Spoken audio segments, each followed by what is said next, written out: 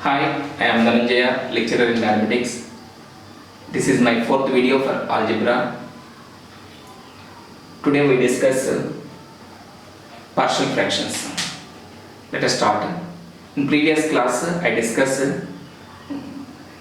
first type of partial fractions. F of x by g of x is a proper fraction. Denominator contains repeated and non-repeated linear factors. F of x by g of x is a proper fraction.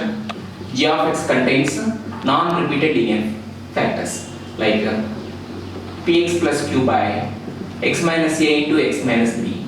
It can be written as a by x minus a plus b by x minus b.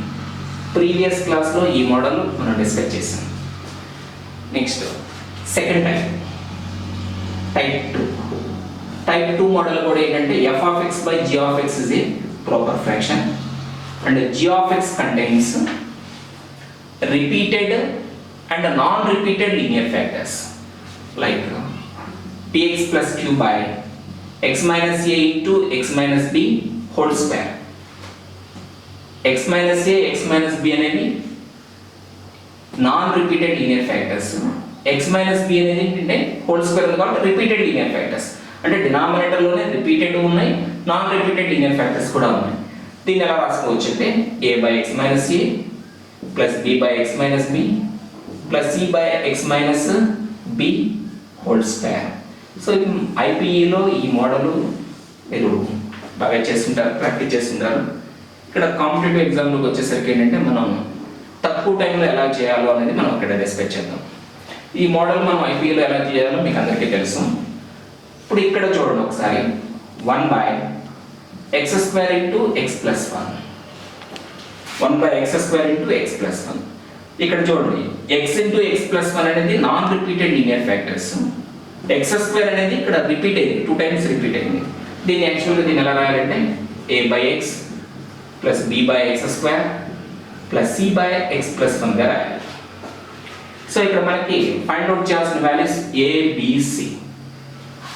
So దీన్ని ఈ model, ఈ second టైప్లో ఉన్న మోడల్ని నేను first టైప్లో problem కొంత అదే మోడల్లో ఉంది, ఫస్ట్ టైప్లో ఉంది.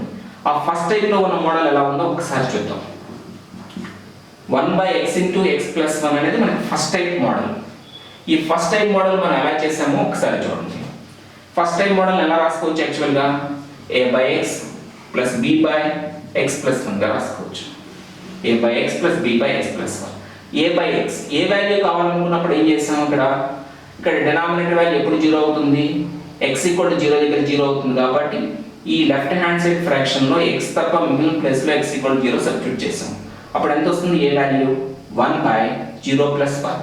సో అప్పుడు a వాల్యూ ఎంత, ఇక్కడ 1 by x. Next b value ఇక్కడ x plus 1 ఉంది.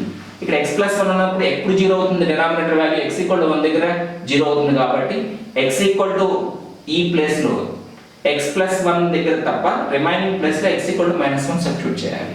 అప్పుడు ఎంత అవుతుంది, 1 by -1. 1 by -1 is nothing but -1 by x plus 1. ab values వచ్చేసాయి మనకి అక్కడ. సో కానీ ఇక్కడ చూడండి ఏముంది మనకి ఇచ్చిన problem 1 by x square into x plus 1. దీన్ని ఎలా చేయొచ్చు అంటే ఇప్పుడు చూడండి డినామినేటర్లో ఇంకొక x అదనంగా కావాలి, నేను x తో మల్టిప్లై చేస్తాను. సో రైట్ సైడ్ కూడా అదే విధంగా x తో మల్టిప్లై చేస్తాను. 1 by x minus 1 by x plus 1. Left side multiply చేశాను, డినామినేటర్ రైట్ సైడ్ కూడా మల్టిప్లై చేస్తాను. అప్పుడు ఎంత అవుతుంది, 1 by x into 1 by x into 1 by x square minus 1 by x into x plus 1. 1 by x into x plus 1 already ఇక్కడ నేను find out చేశాను వాల్యూని. ఎంత వచ్చింది ఇక్కడ మనకి 1 by x minus 1 by x plus 1. ఆ వాల్యూ ఇక్కడ రాసేద్దాం. Minus 1 by x minus into minus plus అవుతుంది 1 by x plus 1. చూడండి మనం ఎలా రాసాం ఇక్కడ a by x plus b by x square plus c by x plus 1. a by x a equal to -1, b by x square b equal to 1, c by x plus 1 c equal to x plus 1. So ఈ మోడల్లో చేయొచ్చు మనం. Second type denominator contains repeated and non repeated linear factors ఉన్నప్పుడు ఇలా చేయొచ్చు. One more problem, ఇంకో model చూడండి, ఇంకో ప్రాబ్లం చూడండి. ఇదే model x plus 1 into x plus 2 whole square. దీన్ని ఎలా రాసుకోవచ్చు యాక్చువల్గా a by x plus 1 plus b by x plus 2 plus c by x plus 2 whole square. So ఇక్కడ మనం a b c అనే c అనేవి అన్నోన్ వాల్యూస్. ఈ మూడు వాల్యూస్ మనం ఫైండ్ అవుట్ చేయాలి. నేను ఫస్ట్ టైప్గా ట్రీట్ చేస్తాను. x plus 1 into x plus 2 that equal to ఒకసారి చూడండి a by దీన్ని ఎలా రాసుకోవాలి a by x plus 1 plus b by x plus 2 గా రాయాలి. ఏ వాల్యూ కావాలనుకున్నప్పుడు ఏం చేయాలి x ప్లస్లో -1 సబ్స్టిట్యూట్ చేయండి. అప్పుడు ఎంత అవుతుంది 1 by -1 plus 2. 1 by -1 plus 2 అంటే 1 by x plus 1 ఈ ఫ్రాక్షన్ వాల్యూ వచ్చేసింది.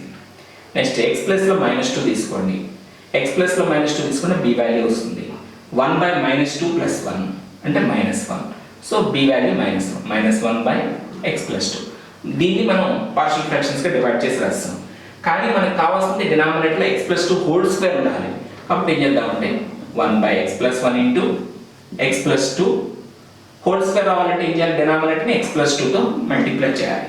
మల్టిప్లై చేశాను. లెఫ్ట్ సైడ్ ఉంటే మల్టిప్లై చేయకూడదు, రైట్ సైడ్ కూడా మల్టిప్లై చేయాలి.